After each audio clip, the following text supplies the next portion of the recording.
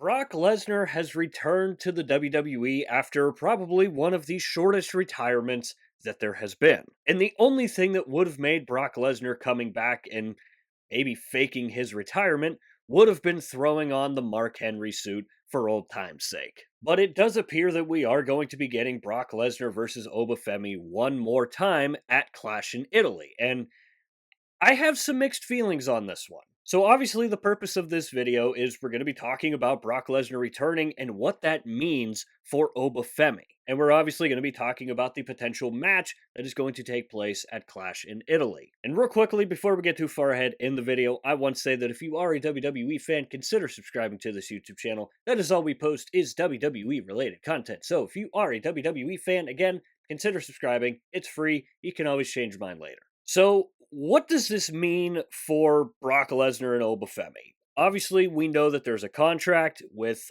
Brock Lesnar's signature on it, or as Paul Heyman said it, Brock Lesnar. But we know that a contract exists with Brock's signature on it, so we are just going to have to wait for Obafemi to sign the contract as well. Now, again, I have some mixed feelings on this, I'm not going to lie. Now, don't get me wrong, on one side, I love it because I want to see more between Brock Lesnar and Obafemi. This is the feud that we wanted to see Obafemi have from the second he walked in to NXT and everybody saw what he was capable of. And WWE had an amazing opportunity to cement this feud at the Royal Rumble, and they didn't do a good job at it. And then obviously was their build towards WrestleMania, their match at WrestleMania, and the way that that ended with Oba just manhandling Brock Lesnar, Brock retiring, felt like that was going to be the end of that story. Now, what scares me is what changed, and I feel like I have a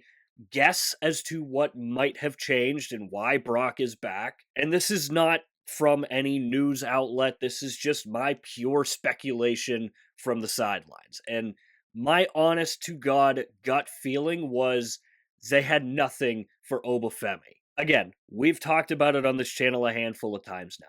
Usually, WWE's go to for when they don't have a story for a superstar is they give them an open challenge. Now, obviously, there are some open challenges that do work. Sami Zayn's open challenge for the United States Championship, and the same with Carmelo Hayes in the United States Championship. So it does work, and you can create some very, very good feuds, some very fun matches from it, but I don't know if it works just with Obafemi, because you can only show how dominant, how scary, how menacing, how badass Obafemi is so many times. And coming off the heels of what was such an incredibly massive and successful feud for Obafemi, they needed to follow him up with something that is going to continue to build him up. And I don't necessarily think the open challenge did that. So again, my early gut feeling from this is that they had nothing left for Oba to do. They had no other feuds for him to pull from. They had nothing. You don't have to put Obafemi up against these big, scary dudes like a Brock Lesnar. We have seen him have incredible feuds and incredible matches with smaller guys on NXT. So we know that Oba can work well with just about anybody on that roster, and it really has me worried that the next big thing, no pun intended, that they had in line for Oba was Brock Lesnar. Now, the decision to have this match possibly at Clash in Italy is also kind of a head scratcher. And I don't know what the ticket situation is over for Clash in Italy. Obviously, I haven't looked into that, but I don't know if that had anything to do with this decision or not. But this feels like this should be on SummerSlam or a bigger show, not taking anything away from Clash in Italy, because that show's going to be fun and the crowd's going to be absolutely amazing for it. But this match that you had open night 2 of WrestleMania and have it not be at SummerSlam is a bit of a head scratcher for me. I'm not going to lie. And that's not saying that they can't push this further into SummerSlam. And oddly enough, one of the videos that I just made recently was talking about what the feud of the summer was going to be heading into SummerSlam. And it very well could be this feud. And look, Brock did an amazing job at putting over Obafemi their first time around. And I am kind of worried that they're going to make Brock just squash Oba. And I don't think that that's going to be the right move. But having these two just monsters just slug it out in a competitive match would go much farther for Obafemi than him getting squashed from Brock Lesnar would. Look at what it did for John Cena on his retirement tour at WrestlePalooza. I still have nightmares of that night. So, obviously, with this just happening last night, we obviously don't know the full story of it yet. We don't know what the story is going to be with Brock Lesnar coming back. We don't know if the match is even going to happen at Clash in Italy. Again, we know that there's a contract with Brock's signature on it, so for all intents and purposes, it's probably going to happen at Clash in Italy. And again, feel like it should have happened at SummerSlam if they were going to run this back. But above all else, I am worried that Brock Lesnar was the next best thing after Brock Lesnar. And again, we know that Oba works well with so many different guys, and we've seen it. We've seen it on NXT.